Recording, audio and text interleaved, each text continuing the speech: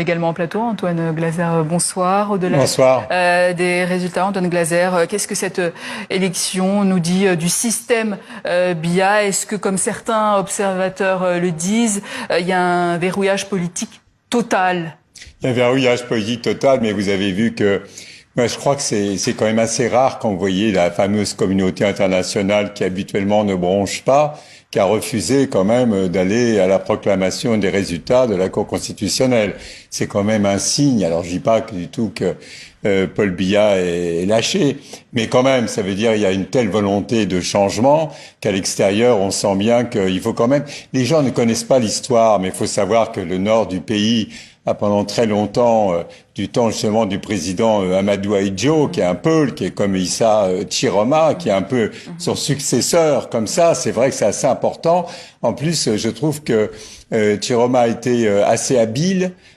S'est passé entre les lignes, mais il a par exemple dit que s'il arrivait au pouvoir, il reviendrait sur le fédéralisme. Ça veut dire il fait un clin d'œil aux régions anglophones du pays. Ça veut dire peu de gens croyaient en lui au départ, mais maintenant il y a une telle volonté de changement qu'on sent il y a une sorte de ralliement, et pas simplement dans le nord du pays, même si le nord, entre le nord et puis le Douala, ça représente quand même plus de 50% de la population du pays. Donc je veux dire, on sent petit à petit en dehors, effectivement, ce que nous a dit le chercheur là, il avait raison sur le fait que les autres chefs des partis politiques étaient un peu, ont bien vu que Chiroma a bien joué quelque part. Mais c'est un homme qui a fait quand même 6 ans de prison en 1984.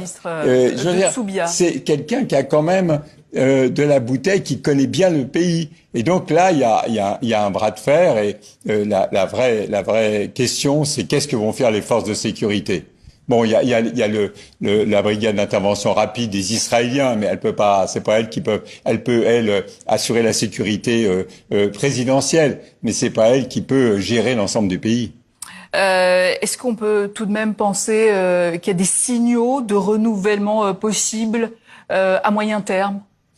C'est assez...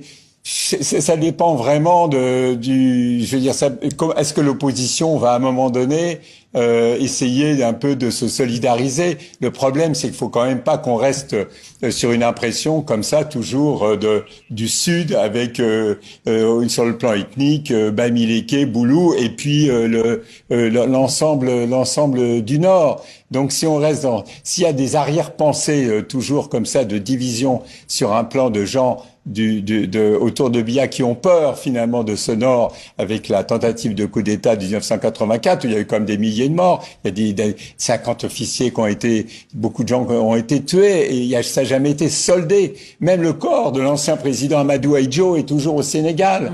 Et donc il y a à mon avis il y a un soubassement dans ce pays qui est quand même il y a des arrière-pensées anciennes qui peut venir très compliqué pour le président Paul Biya ou son entourage. Je veux dire, le puissant secrétaire général Ngo, qui est le premier secrétaire général au Cameroun à avoir la signature. Avant, les secrétaires généraux de la présidence n'avaient pas la signature. Il a la signature.